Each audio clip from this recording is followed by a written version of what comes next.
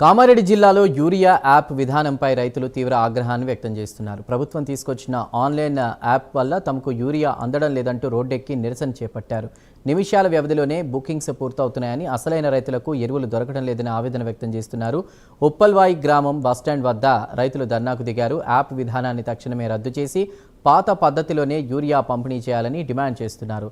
ప్రభుత్వానికి వ్యతిరేకంగా పెద్ద ఎత్తున నినాదాలు చేశారు.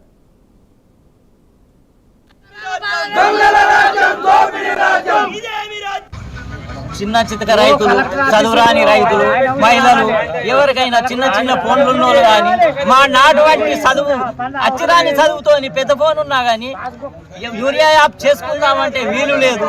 ఎవరైనా పక్క రైతును లేకుంటే పిల్లలను చేయమందామంటే వాళ్ళది వాళ్ళు చేసుకునే వరకల్లే వాళ్ళకు టైం సరిపోతలేదు.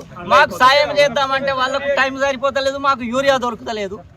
కాబట్టి యూరియా యాప్ను తొలగించి రైతులకు సకాలంలో పాస్బుక్ ప్రకారము యథావిధిగా ఇస్తే మునుపటి ప్రకారము రైతులందరూ బాగుపడతారని కోరుకుంటున్నాం. చిన్న చితక రైతులు